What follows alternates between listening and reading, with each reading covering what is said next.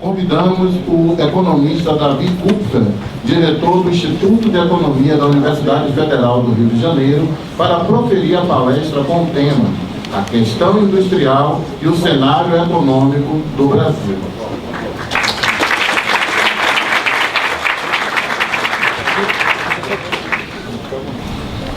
Muito bem, quero dar boa noite a todos, agradecer em primeiro lugar ao Corecon pelo convite extremamente gentil, dizer que é uma satisfação participar da comemoração do Dia do Economista, agradecer a organização na pessoa da Lívia, né, que produziu tudo corretamente, com muito conforto, então agradeço isso.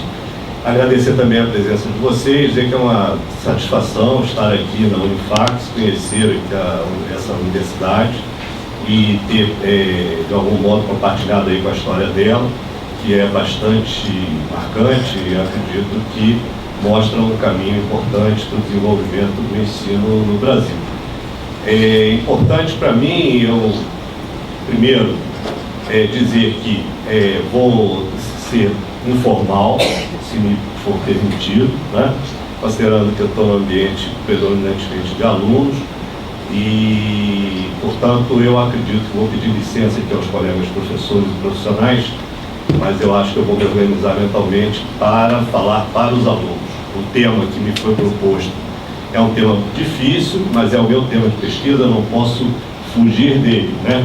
Então eu vou tentar, de algum modo, estabelecer algumas reflexões, talvez num grau de abstração alto, mas de algum modo tentando responder a pergunta que está aí colocada.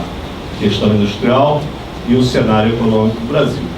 Eu vou poupá-los de qualquer tipo de avaliação de cenários econômicos propriamente ditos, não só porque não parece ter muita relação com o que eu tenho para dizer a vocês, mas também porque, isso é importante dizer no Dia do Economista, e eu estou falando isso com muita convicção, é importante dizer aos jovens economistas que a economia é uma ciência muito difícil, muito exigente, tanto em conhecimento, quanto em ética, quanto em capacidade de usar com muita transparência, com muita propriedade, né, a miríade de modelos teóricos que nós temos para trabalhar e que, a rigor, nos permitem tirar conclusões muito ambíguas, muito controversas e muitas vezes paradoxais.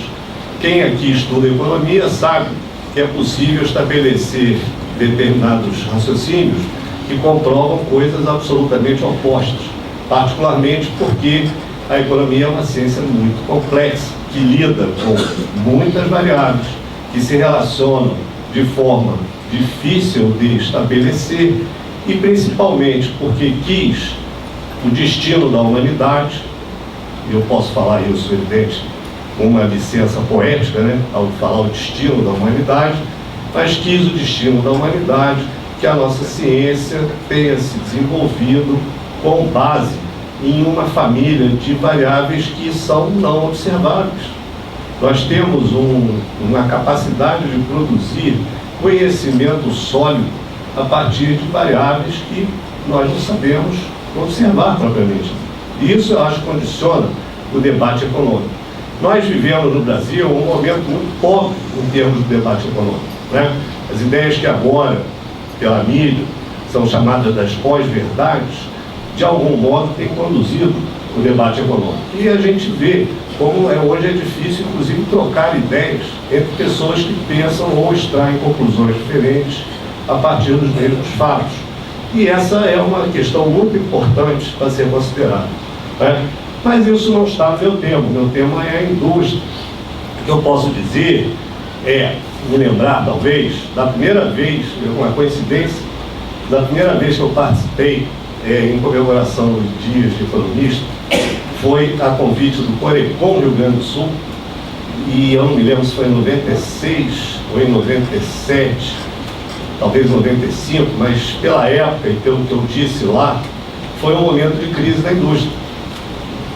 Porque saíamos de uma longa recessão, um período de estagnação, que foi a década de 80, que, mencionada pelo Gustavo como a década perdida, ou aparentemente nem tão perdido assim, em termos relativos ao que está acontecendo na presente década, mas de todo jeito havia uma preocupação enorme com relação à indústria brasileira, em função das mazelas, e principalmente do processo muito atabalhoado de abertura, que foi, de algum modo, instaurado naqueles anos iniciais da década de 90.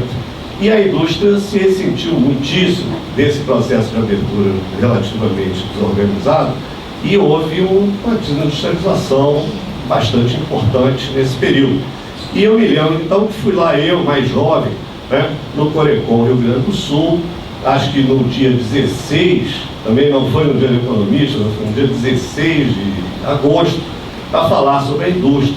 Na época tinha estudo recente, aliás eu ia fazer essa menção na saudação inicial, acabou me escapando, mas aproveitei o gancho, e também queria saudar o professor Edvaldo Guerra, que nós participamos no início da década de 90 de um grande estudo realizado com o objetivo de discutir e propor políticas de competitividade para a indústria brasileira, quando o termo ou conceito de competitividade no Brasil era quase que desconhecido. Era alguma coisa restrita aos economistas de comércio internacional, inclusive uma comunidade não muito grande ou muito menor do que é hoje em dia. E, naquela época, portanto, a gente tinha resultados que permitiam, de algum modo, diagnosticar um quadro relativamente sombrio para a indústria brasileira, que foi revertido por diversas razões. Não é coincidência, evidentemente, porque eu acredito que a indústria brasileira ela enfrenta uma crise de longa duração. Ela não vive uma crise que se estabeleceu em 2014, ou em 2013, ou mesmo em 2012, ou em 2011, conforme a gente possa buscar as variáveis descritivas desse comportamento da indústria. Então, não é uma indústria que entrou em crise com a nova matriz econômica experimentada pelo governo Dilma a partir de 2012, ou tampouco entrou em crise com um ajuste fiscal desastrado de 2015, ou muito menos com um conjunto de medidas de política econômica bastante equivocados que vêm sendo adotados desde então. Meu modo de ver, a indústria brasileira está em crise há pelo menos 30 anos. É uma crise de longa duração que tem origens estruturais que merecem ser, pelo menos, mencionados. E é um pouco aqui que eu vou estruturar a minha apresentação. Então, por favor, eu vou pedir que passe para o primeiro slide. Eu acho que o primeiro ponto que me parece importante é tentar colocar em perspectiva, de longo prazo, o processo que a gente está tentando discutir. É muito importante no entendimento da dinâmica econômica, o olhar do longo prazo. Mesmo que a preocupação seja conjuntural, né, a capacidade de formar um diagnóstico da tendência de longo prazo sempre será algo muito estruturante do raciocínio que vai se poder fazer. E nós temos então, e eu não recuei muito no tempo, né, eu tenho razões para acreditar que o dinamismo da indústria no futuro vai ser mais importante do que foi no período recente. Então, começar talvez fazendo essa hipótese, construindo essa hipótese. Seja lá como a gente gradue, né, a situação da indústria brasileira nesse momento, que todos sabem que é muito ruim em vários aspectos, mas a gente deve perceber que a importância da indústria tende a crescer no futuro e não diminuir. E eu tento estabelecer esse raciocínio pensando nessa perspectiva de longo prazo aí sugerida. Experimentamos no Brasil um ciclo na década do 00, particularmente de 2004 até 2010, com a interrupção de 2009, mas que certamente teve origem na crise financeira internacional, e o Brasil conseguiu superar, do ponto de vista do nível de atividade, com relativa firmeza, mas infelizmente, do ponto de vista da construção da política econômica, eu acredito que a gente capotou a partir da crise internacional, não só o Brasil, como muitos outros países, e nossa política, ela perdeu o eixo em função da crise de 2008 e 2009.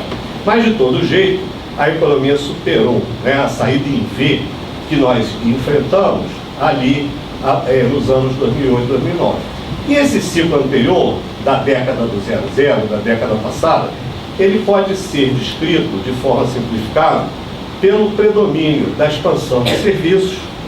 Esses serviços se expandiram como consequência do que eu estou chamando aqui de um efeito renda no mercado interno, provocado pelo processo de aumento do salário real e de relativa distribuição de renda que houve nesse período, e das exportações de commodities, que em grande parte foram motivadas por o que eu estou simplificando aqui como um efeito China no mercado internacional.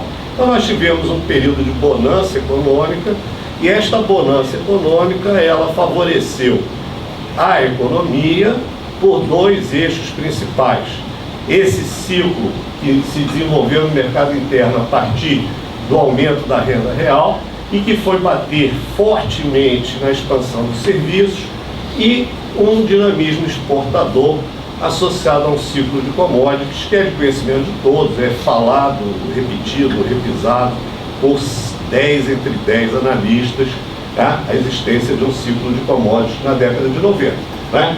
É interessante que a indústria não commodities, então talvez a gente possa chamar da indústria de transformação, por uma aproximação, que isso não é exatamente preciso, a indústria não commodities teve uma expansão minimizada pelo vazamento para fora desse crescimento de demanda interna.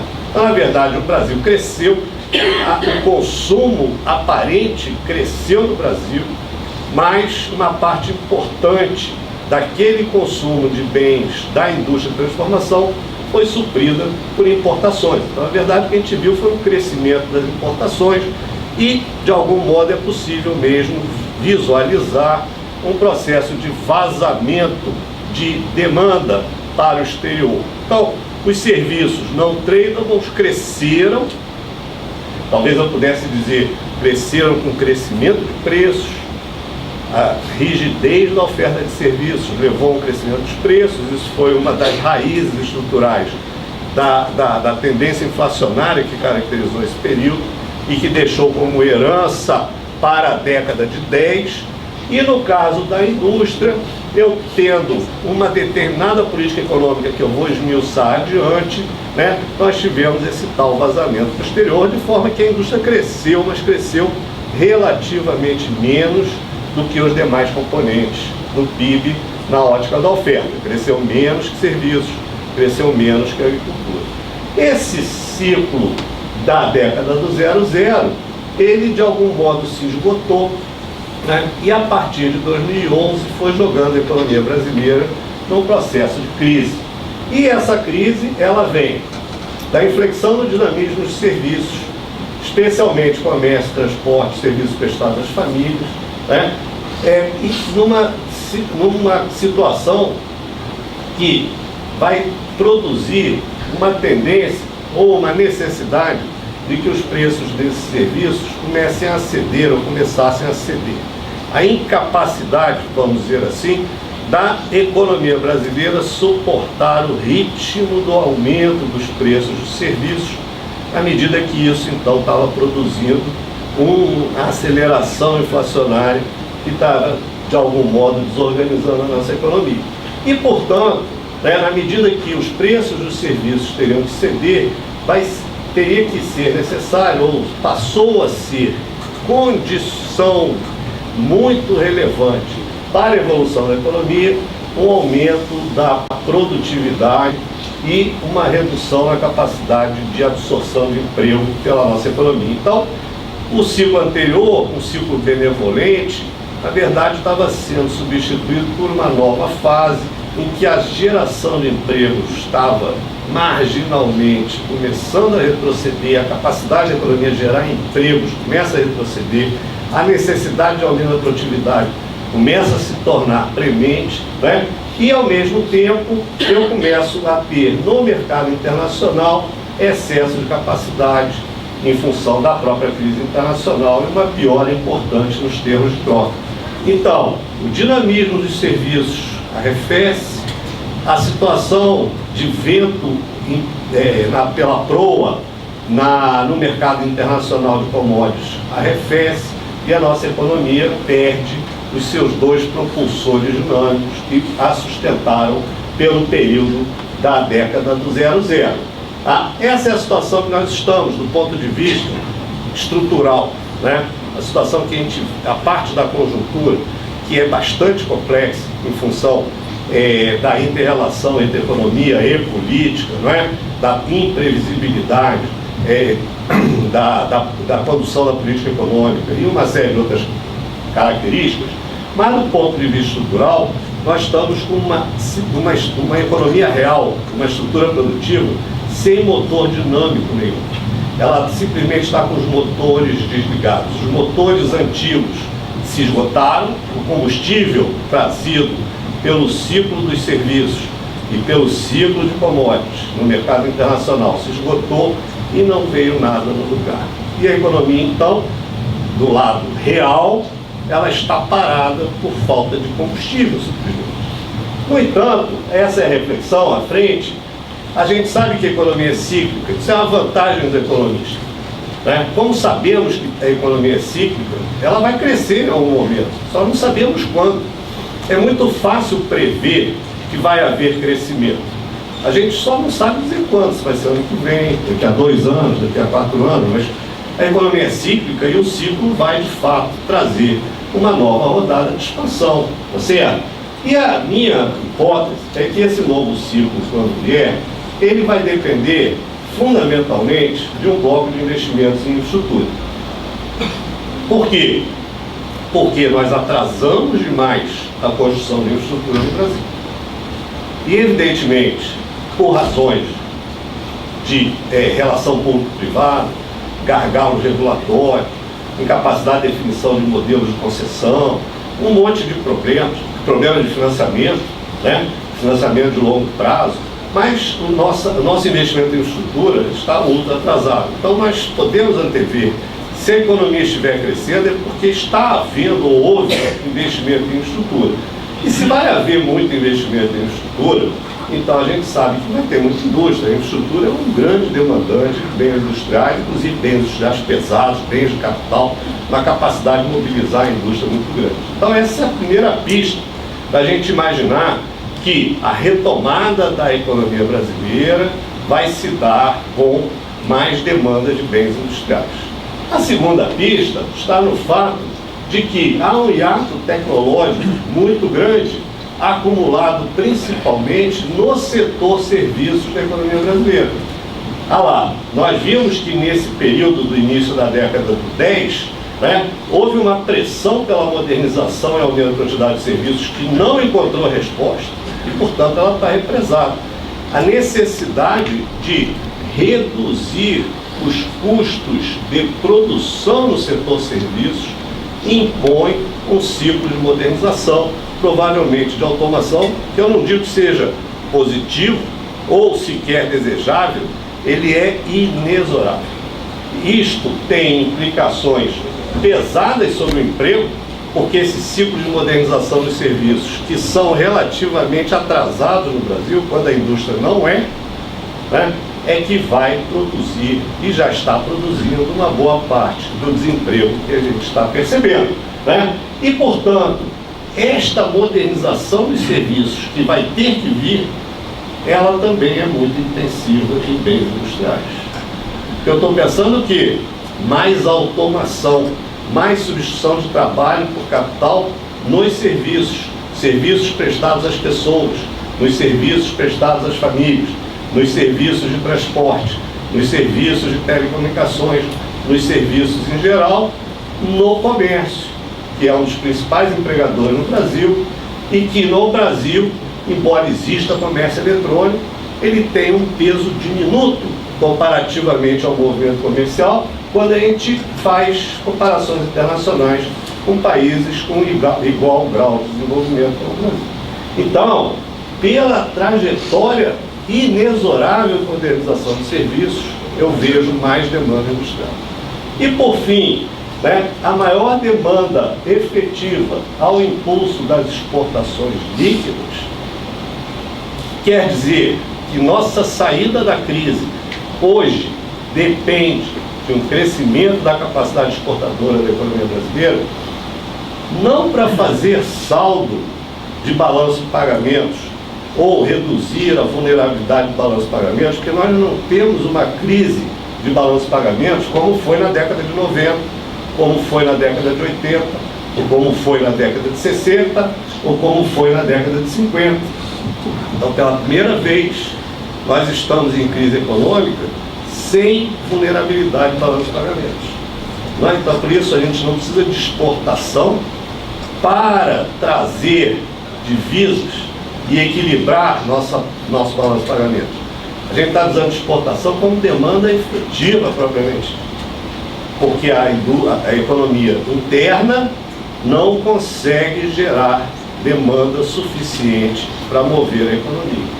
E, portanto, se a gente vai precisar exportar mais, a gente vai precisar de mais indústria. Então, essa primeira fase aqui do meu raciocínio me mostra que a crise vai acabar um dia e, nesse dia, nós vamos ter mais demanda industrial. A questão é se ela vai vazar para fora ou não. Se a gente vai aproveitar esse espaço de crescimento da indústria ou não. E aí eu peço para a gente colocar, peço ao colega aí para a gente colocar a pergunta que me ocorre a partir dessa análise. Teremos mais indústria, mas que indústria? Qual será essa nova indústria? É a mesma que vai retornar? É uma indústria que está hibernando e que vai acordar, porque de fato agora teremos novamente combustível para tocar a economia, ou vai ser uma indústria diferente? E evidentemente terá que ser uma indústria diferente. Então, se a gente passar ao próximo slide, por favor, e você, Gustavo, está controlando o tempo, né? Eu estou perdidinho aqui.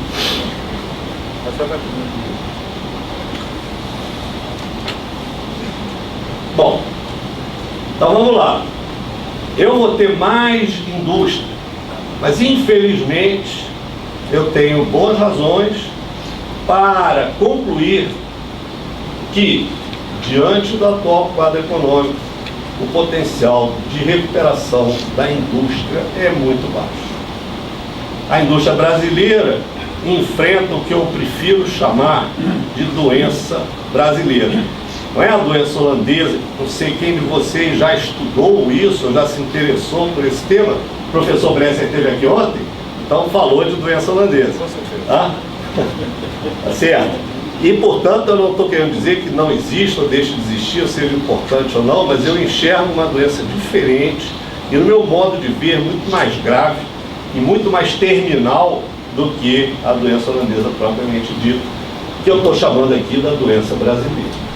E essa doença brasileira, ela tem dois componentes centrais que vêm do regime macroeconômico, que é bem conhecido de todos, toda a crítica que se faz ao regime macroeconômico, em que eu tenho taxas de juros muito elevadas, isso o professor Bresser discutiu certamente com todos vocês ontem, taxas de câmbio apreciado e uma política fiscal contracionista, que é como se eu tivesse uma máquina que, ao invés de lubrificar, eu ficasse colocando areia permanentemente.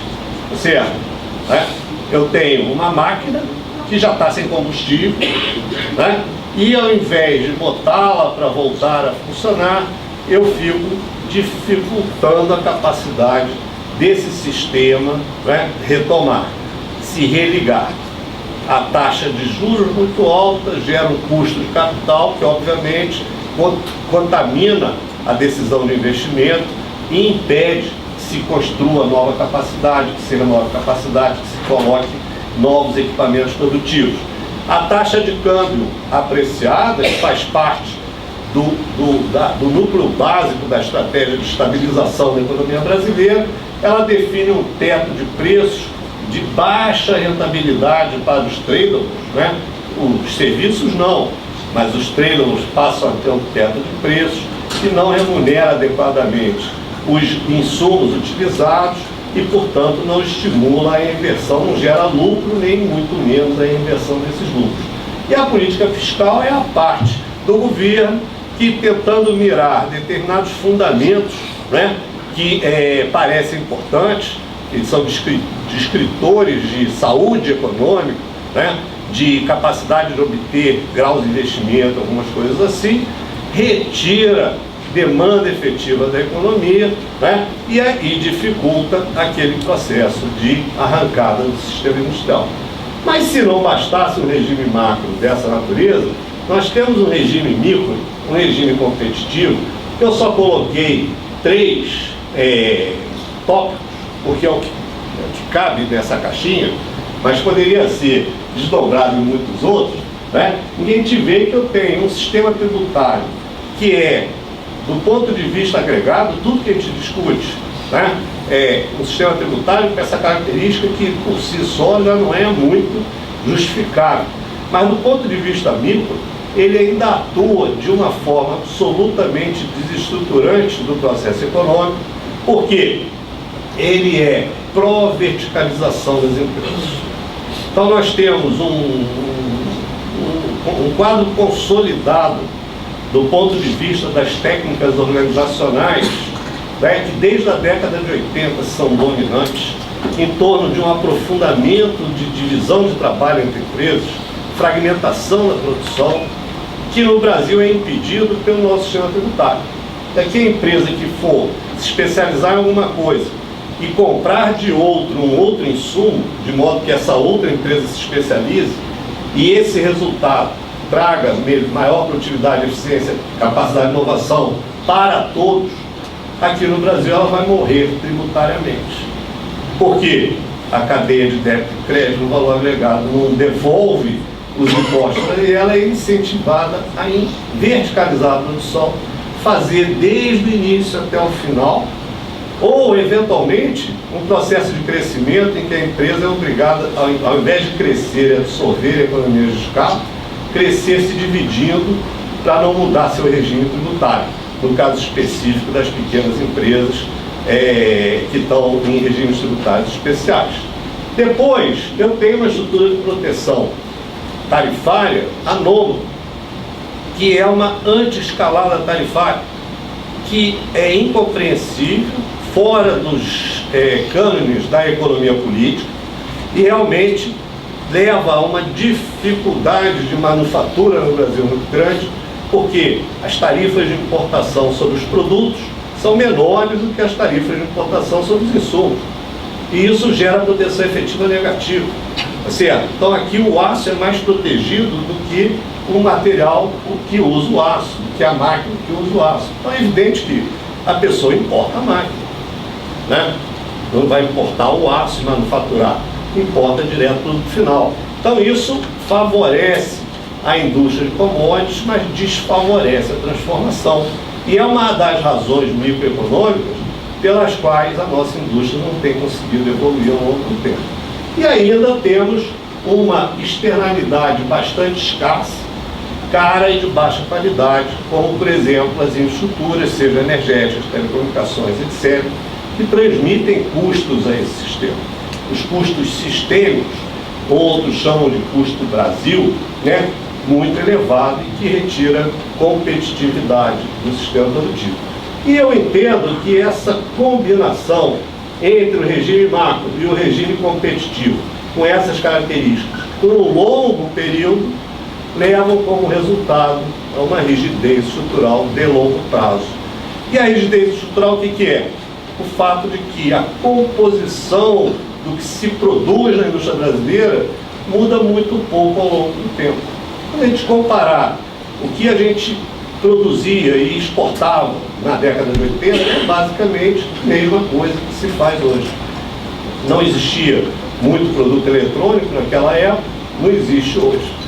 Temos bastante minérios, bastante bens primários, bastante agrícolas e seus primeiros processamentos, automóveis, né? Ainda algumas geladeiras, algumas coisas assim, duráveis da metal mecânico, mas não tem grandes mudanças. E a nossa estrutura produtiva hoje é praticamente idêntica à de 1980, quando entramos em crise pela primeira vez. Então essa ideia da rigidez estrutural a longo prazo me leva a desenhar esse circuito aí. Como eu desenho um círculo vicioso, né, não interessa muito de onde a gente começa.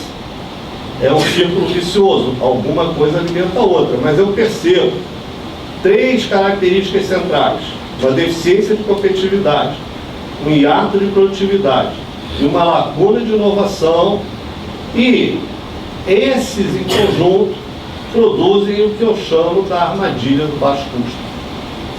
A indústria brasileira, por que ela tem rigidez estrutural? Porque ela está aprisionada na armadilha de baixo custo há 35 anos ou mais. A armadilha do baixo custo é padrão de concorrência em custo.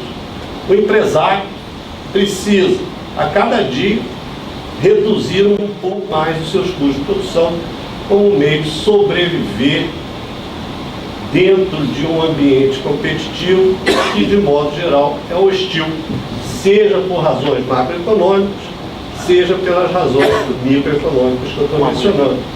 Então, essa armadilha de baixo custo leva que, ao invés de uma estratégia de transformação industrial, com maior incorporação de inovação, de máquinas mais produtivas, uma maior incorporação de mão de obra qualificada e assim sucessivamente, a resposta da empresa é uma resposta defensiva de buscar meios que exijam pouco esforço econômico para obter resultados em redução de custo.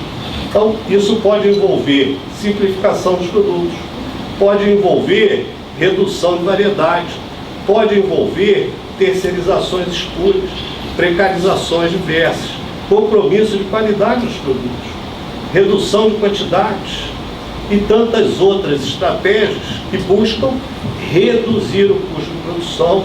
Quando chega no osso, começa a cortar dentro do osso, chega no tutano, e a cada rodada a economia responde de uma forma que obriga a que a empresa corte mais um pouco daquele custo.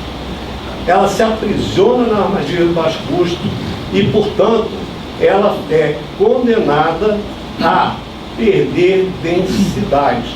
Então, a armadilha do baixo custo explica o desadensamento da indústria brasileira, que a gente vem percebendo como um processo relativamente monótono, gradual, ao longo desses 30 anos que eu estou aqui comentando. E, por fim, o mais importante de tudo, leva a uma estratégia, a um comportamento minimizador de investimentos. Então, se discute muito em que medida o mercado financeiro, com a característica com que opera no Brasil, definindo não só taxas de juros muito altas, mas como possibilidades de aplicações com rentabilidade financeira elevada e baixo risco, absorve capital da economia e limita o destino do capital para a atividade produtiva. Mas, de verdade, nesse quadro, o próprio empresário ele é incentivado a minimizar investimentos.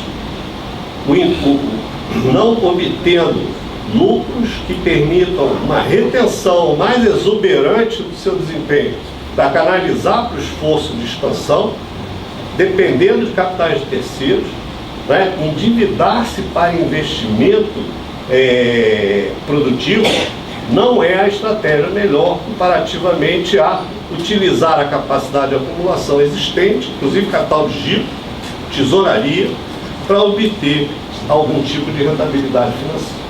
E, portanto, tudo isso em conjunto explica a especialização regressiva, que é a tendência que está dentro daquela rigidez estrutural de longo prazo. Então, é uma situação, um círculo vicioso, que se construiu ano após ano, ao longo de décadas, cuja saída é de fato muito difícil de se desenhar. Portanto, cabe perguntar o que fazer diante disso. E, obviamente, não há uma resposta, uma receita de bolo, façamos isso e seremos felizes. Tá? É um círculo vicioso cujas saídas têm que ser pensadas. Eu diria, eu tenho muitos colegas que entendem que a saída é pela quebrar a armadilha do baixo custo. Como é que se quebra a armadilha do baixo custo? colocando mais inovação no produto, aumentando o valor adicionado dos produtos elaborados, trazendo mais tecnologia. Eu concordo com essa saída, mas como é que a gente viabiliza isso? Tem outros que entendem que a saída é quebrando o circuito de desadensamento. Né? Como é que se faz isso? Eu faço uma política de conteúdo local, eu torno obrigatória a compra no país, eu crio reservas de mercado, eu crio um monte de instrumentos que assegurem um espaço de mercado para a indústria brasileira. Bom, também se tentou, no caso da política de inovação, voltada para favorecer os bens mais intensivos em tecnologia, sem muito sucesso. Tentou-se fazer políticas de conteúdo local com resultados de mais do que pouco sucesso, resultados desastrosos, né? Porque, na verdade, as políticas de conteúdo local, ao invés de trazerem demanda para a indústria, elas eliminaram a demanda do bem que seria produzido a partir desses bens industriais. Né? Eu não sou contra a política de conteúdo local, mas, evidentemente, sou contra políticas de conteúdo local mal feitas. Né? Então, eu pessoalmente acho que o caminho de desenho de política para a gente quebrar esse círculo vicioso está lá, na minimização do investimento. Quebrar o comportamento minimizador do investimento na empresa brasileira, mexendo no sistema financeiro brasileiro e na estrutura de incentivos à entrada de novas empresas no mercado brasileiro. Então não é aumentar a concorrência no sentido neoclássico do atomismo ou de mais agentes, mais empresas no setor, mas é de algum modo favorecer os investimentos greenfield, as novas empresas, as novas fábricas, criar um incentivo financeiro para esse tipo de investimentos e favorecer as empresas que se expandem organicamente, construindo capacidade nova, porque é a capacidade nova que vai vir com nova tecnologia, com novos produtos, com mais eficiência, com novas formas de organização e assim sucessivamente. Ok? Então, indo ao próximo, e acho que começando a terminar, eu preciso escapar da doença brasileira, que eu defini como esse circuito rigidez estrutural levando uma especialização repressiva, né, para abrir oportunidades de agregação de valor via inovação de produtos e mudança organizacional para escapar do padrão de concorrência e custos. E eu entendo que essa é uma questão que eu acho que é a questão central. Onde estão essas possibilidades? E eu chamei elas das avenidas que visualizamos ou vislumbramos como os possíveis caminhos. Primeira avenida para a indústria, nova indústria, indústria do futuro no Brasil, é dada pelo paradigma digital. A gente tem que aproveitar a revolução digital, o novo paradigma digital, que agora já está bem visível, porque ao longo desses últimos meses já está bem discutido e mostrado, inclusive pela mídia, né? E o paradigma digital, que significa as novas formas de produção baseadas em inteligência artificial, mais robotização, sistemas ciberfísicos, alta integração, uso de internet das coisas e assim sucessivamente, é um caminho que a gente tem para modernizar essa indústria e tentar, mais uma vez, pegar o bonde para poder seguir adiante. Então, acho que uma primeira vertente está nas oportunidades, que também traz muitas ameaças, inclusive ameaças disruptivas em relação à própria sobrevivência dessas empresas, que simplesmente enxugam custos, né, que não vão resistir ao nível de produtividade ao qual elas vão ser desafiadas por essas novas tecnologias. Né? Então tem muita ameaça aí, mas tem oportunidades que eu acho que vão ser buscadas. A segunda avenida está no campo da energia e da sustentabilidade, porque mal ou bem acumulamos muita capacitação nesses terrenos. né? O Brasil é uma formação econômica, com uma capacidade de extração de energia dos mais diferentes vetores energéticos, tanto não renováveis quanto renováveis, agrícolas, eólicos, solares, etc, etc, etc, etc. E nós temos algum grau de tecnologia acumulada nisso, e ainda a questão da sustentabilidade, em função das características de biodiversidade, tudo isso que nós conhecemos. E, por fim, aquela da infraestrutura física e social, cujo atraso vai ter que ser, de algum modo, reduzido e vai dar todo um campo para o desenvolvimento de inovações, para a incorporação de novos bens à matriz industrial e assim sucessivamente. Não estou dizendo que vai acontecer, são avenidas de possibilidades, né? E, portanto, eu precisaria combinar o gradualismo de um ajuste econômico com uma estratégia de longo prazo de mudança estrutural.